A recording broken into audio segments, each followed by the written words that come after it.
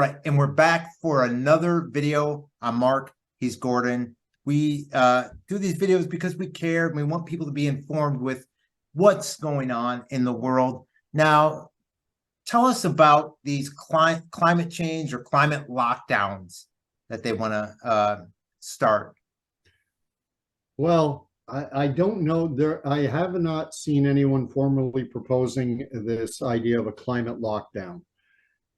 That there hasn't been an official pronouncement. Other than NBC News, right? What did NBC News say? The article. The climate lockdowns article. Oh, yes, but it referred to it as a conspiracy theory. Yes, that's why I had to bring it up. Yeah. Okay. There is no official plan to bring in climate lockdowns. This is a conspiracy theory, just as when they said this idea that Canada will have internment centers for travelers and that we're going to lock people down. That's a conspiracy theory. And then we had women who claimed who said they were sexually assaulted in these detention facilities after having arrived in Canada from overseas, forced to stay in a hotel that had been turned into a jail with the locks removed from the doors. And then they said that the COVID jabs will never be forced. It will always be a choice. And people lost their jobs. Otherwise was a conspiracy theory. And then this concept of a vaccine passport, well, that's another conspiracy theory. And now they're saying that climate lockdowns are a conspiracy theory. Will they be a conspiracy theory? Won't they be? They're already talking about bringing in 15-minute cities, and they sell it as an idea to help save the planet from climate change, because everything you need will be within a 15 to 30-minute walk or bike ride. So there'll be little to no need to use a vehicle and to, increase your carbon footprint. Instead, you'll be able to walk or bike to the store, the doctor, dentist, school. Have they done it here in America? Because Good Morning America had an article, had a video out, and I think this was like a year ago, in the city of Cleveland, the mayor doing it. Well, the idea, the concept behind 15-minute cities has been around. In England, right? If you Where they started it. If you're looking for an apartment or if you're buying a house, real estate sites and will have what is called sometimes a walkability score. Oh yeah, okay. I remember. I know that well. How close are you to the amenities you're going to need? And this concept of a 15-minute city is said to be an urban planning concept. And honestly, I don't have an issue with it so long as it's not mandated. Yeah, I know what you mean. Not everyone wants to live in a fishbowl within 15 minutes of everything. Some people like wide open spaces, and they like distance, and they like being in rural settings, far removed from the grocery store, from the doctor, from the dentist. They don't mind having to travel. So long as it's a choice, that's good. But the problem I see now, I don't know whether you noticed this, but I think it was 5 or 6 days ago, King Charles was at an event where they started the climate doomsday clock. Wow, no, I didn't know that. Oh yeah, we are. They are counting. I'm not surprised. Down, but they are counting down until the Earth is going to be unlivable. Due to I can't even say the word. I should have looked it up before we talked. Anthropogenic, anthropomorphic, I forget what it is, man-made climate change. That human activity on the planet is going to render this planet unlivable. And I see us right now, we are in the early stages where they're soft selling it as this is just an idea, it's optional. Like it was with the COVID jabs. Well, you can get it if you want, but we're not forcing it. Well, I can see them saying, well, now we have to force the 15-minute cities on people. And they're going to be doing a test run of this in Oxford, England. And they've already that's where it was. They've already set up what are called bullards basically restrict checkpoints that you have to drive through, and you're only going to be allowed so many entries and exits. Wasn't there already resistance or no? From the Well, people there or no? There has been resistance. There are people talking out against it. There's also been vandalism because these bollards and these checkpoints are powered by 5G technology to monitor license plates and such, and maybe even facial recognition technology, goodness knows. And so people have been vandalizing that equipment because some people know what's coming. Yeah, it starts out as voluntary. It's like what we were talking about in our last video about, bank cards. They brought them in, but you can still go to the teller. You don't have to use the bank card. Then we're going to make your life so inconvenient if you don't adopt to what we're ramming down your throat. We're going to make and with these, they're going to control when you can or cannot take a vacation too, right? Oh, there's all manner of things that they could do. Number one, we've just seen the price of gas jump in the last day or two since Canada Day, July 1. They increased the carbon tax in Canada. So gas has gone up another 5 to 10 cents a liter. Think 40, 50 cents a gallon. And this is what, that's one measure that they can bring in. Eventually, they could bring in travel restrictions and say you're only allowed to use your car, only for essential. Remember when we weren't allowed, remember during the COVID era when you weren't allowed to leave your house, where if you went out, a kid in Ottawa was playing basketball outside and he got fined hundreds of dollars for playing basketball alone outside. Oh yeah, I remember that.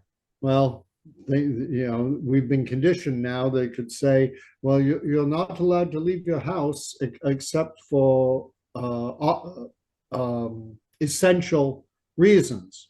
Going to work, going to a doctor's appointment. I had a piece of paper actually when I was living in Phoenix where it said that because of the riots, they for a week or two, they had 8 p.m. closures and they boarded up where I worked for a day. They spent all that money boarding it up for a day, took it down the next day. Yeah, well, look at Quebec in Canada. They had curfews in place from 8 or 9 p.m. Our friend Ian Bell, talked on that extensively. But the point, the simple point of the matter is in terms of climate change, and I think this point needs to be made, is that everyone accepts that climate changes. We know that climate changes. Today it was extremely hot where I am. We were up over 30 degrees Celsius. We're probably 90-ish degrees Fahrenheit, somewhere in and around that. Yeah, it was probably about that here. It's 78 right now. So, but it reminded me of the 1970s, the early 1970s, when I was growing up, when we didn't have video games, and my friends and I, we would go and we'd sit on a corner of our street, and there was an area of the road where they used to lay down tar on the road, and we would sit there and watch. It got so hot, we would watch the tar bubble, and then we'd sharpen a stick and poke the bubbles and watch boiling water spew out. Call them tar bubbles. Let's go pop tar bubbles. That's what you did when you were 7, 8 years old for fun on a 90, 100 degree day. Temperature, climate changes. We go through periods of warming, we go through periods of cooling. And if you go back in history to about the year 1000 AD, that's when the Vikings settled Greenland, and they had 2 settlements, one up north, one to the south, and those settlements thrived for close to 300 years. And the reason they were able to thrive, the reason the Vikings were able to establish settlements in Greenland, is because of global warming. There was a period called the medieval warming period. You can look that up, medieval warming period from about 950 AD, and it went to in and around 1400. And then the Vikings had to abandon their settlements. And the reason they had to abandon those settlements was because global cooling came in. We Hmm. went into a period called the Little Ice Age, which started in and around the year 1400 and ended sometime around the year 1800. And then in 1800, we began another warming period, one that we are still in. And the difficulty we have is these cycles are 3, 4, sometimes as much as long as 500 years long. Yeah. 1800, 1900, 2000, we're 200 years into a 300 to 400 year, maybe even 500-year cycle.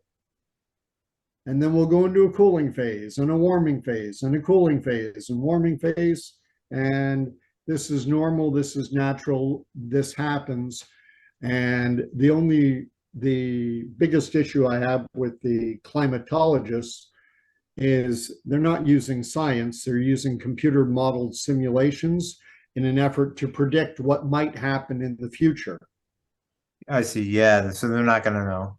And they've been giving us predictions for the last 30, 40 years, and their predictions have always turned out to be completely false.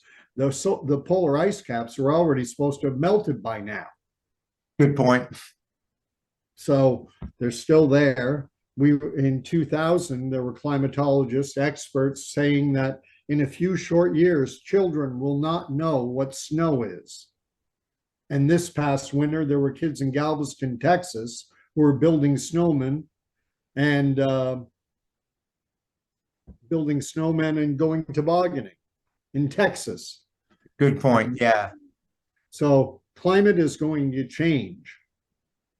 But what's happening now is that propaganda, they're weaponizing everything. We've had these wildfires in Canada.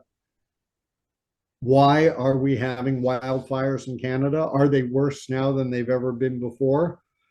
Well, in Alberta, they used to send rappel teams in.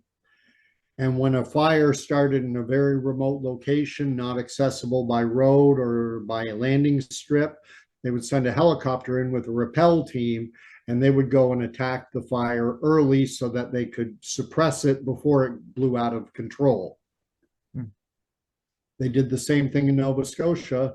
They called it hell attack. Same thing though. Okay. Groups would go in, rappel down into a remote location. So we've noticed there's a fire. Let's get at it. Let's suppress it before it blows up into something major. Well, both those programs were canceled. Ontario and Quebec cut their wildfire budgets for fighting wildfires. And so is it any surprise then that if Canadian provinces are devoting less resources, less money to fighting fires than they have in previous years, you've got a perfect storm. Now fires that used to be put out are blowing up out of control. Yeah. Now, why would they have them down here? North Carolina had them, and they were called, oh, well, we're doing control fires. So I'd ask everyone down here, were they doing these control fires before in previous years? They said, no, we've had no issues ever with fires before. Now, are you having forest fires down in North Carolina? They said control fires. Okay. Because what happens is they call it a controlled burn. Yeah, that's what it's called. Thank you. And what will happen is if you're firefighting, if there's a lot of prevention going on, you're able to suppress forest fires. Trees die, they fall, they hit the ground, they dry out, they rot, and they become dry timber waiting for a fire. And it's like gasoline just laying on the ground, waiting for a spark, a lightning strike, a motorist going by with a carelessly tossed cigarette, whatever the case, someone who doesn't put out a campfire properly.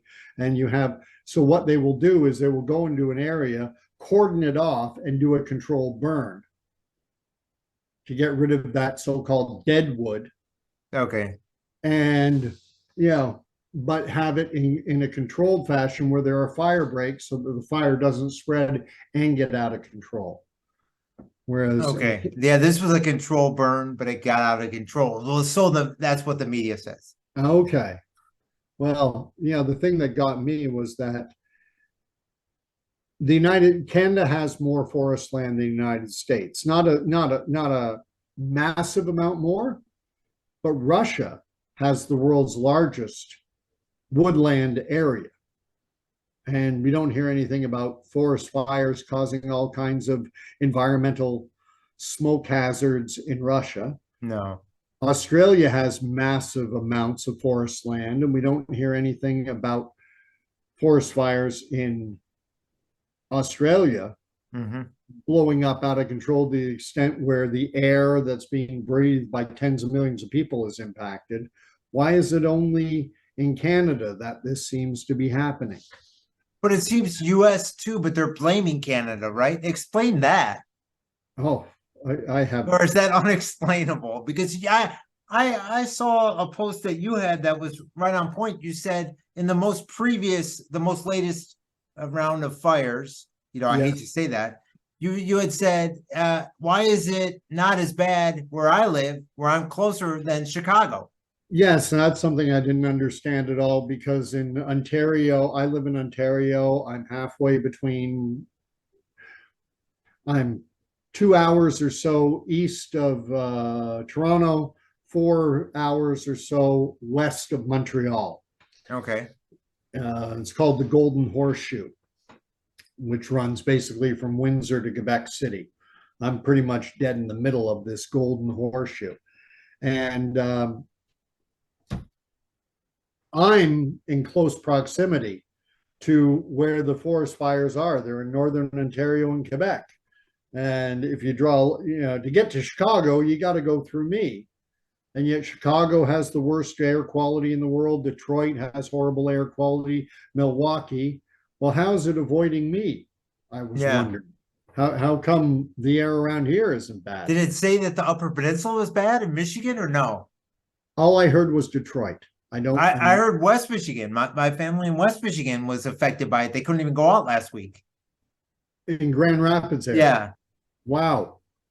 Does that make sense to you? No, it does not make sense to me. But then another thing that didn't make sense to me, and there have been a lot of people complaining that when they go outside that they smell a plasticky type smell, or the type of smell you might get from a tire fire.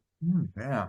And I think most people will have been around a campfire at one time or another in their lives, and they know what campfire smoke smells like, burning wood. We've all had that experience of smelling a campfire, which is wood that is burning. You get that woody whatever smell. It's strong. But then people were complaining that they smelled chemicals and a plastic type smell.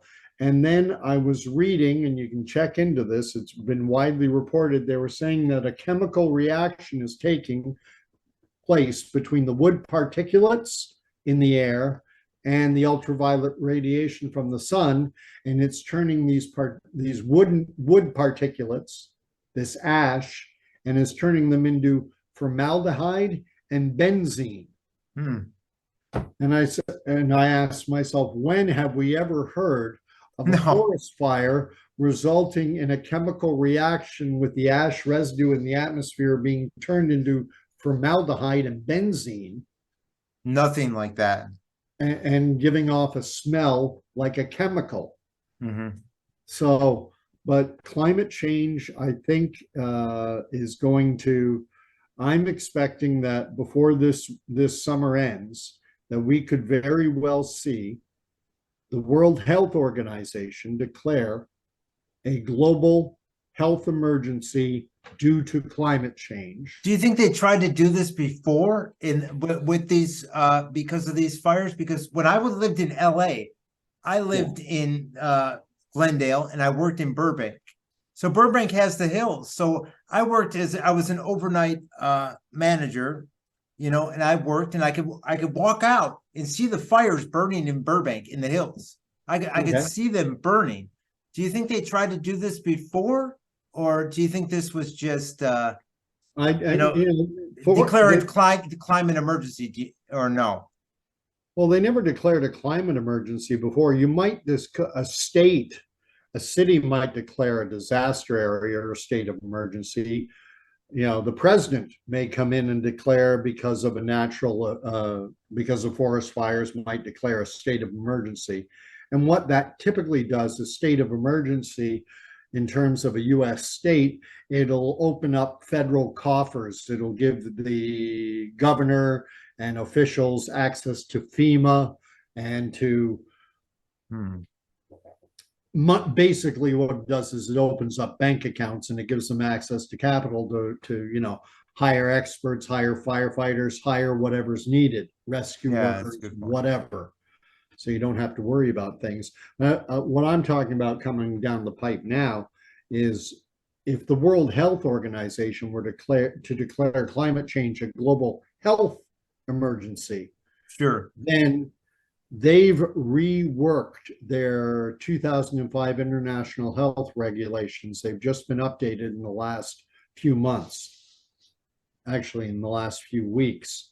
And now what they're doing is they're granting themselves, Director General, whoever it is at the time, right now it says Tedros, but whoever is the Director General of the World Health Organization and the organization itself will be granted all manner of new authorities and powers, whereas before in the old 2005 agreement, all their powers were non-binding.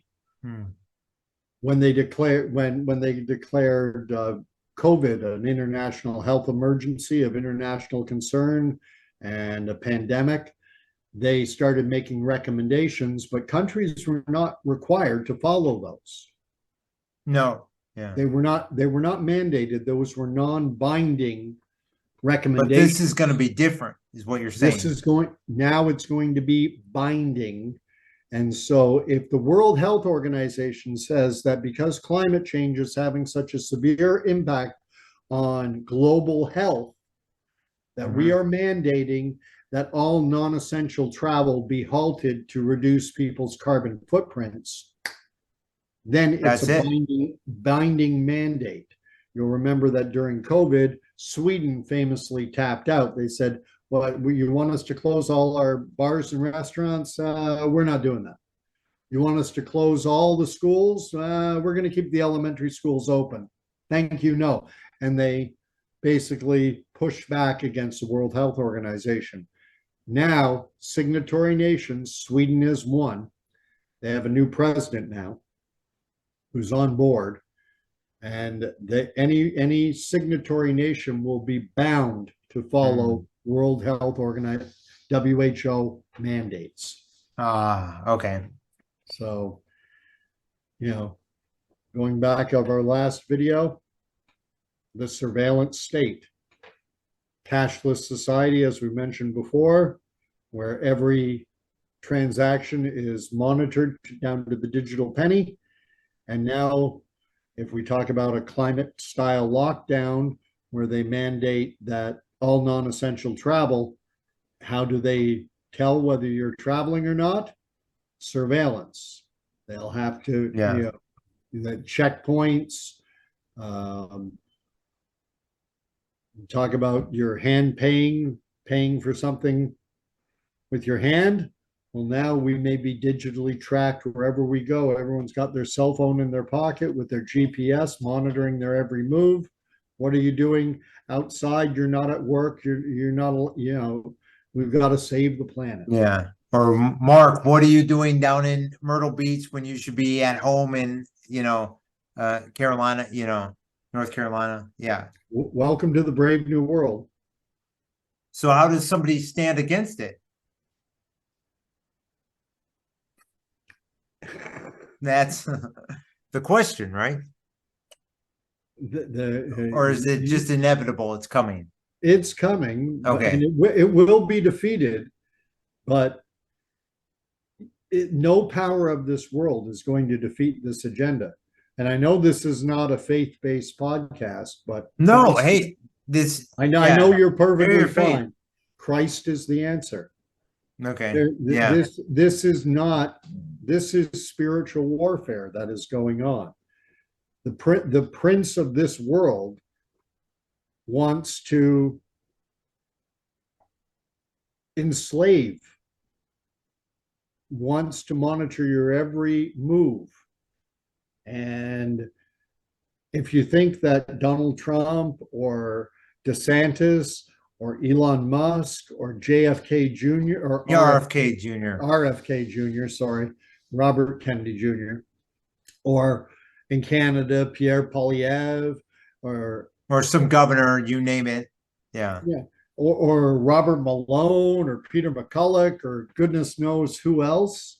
If you think that there's an individual of this world who is going to stop this agenda, it is not going to happen.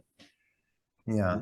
You've got to be on side with the King of with the King of Kings and Lord of Lords. Yeah. And Thank that's you. Jesus Christ. Yeah.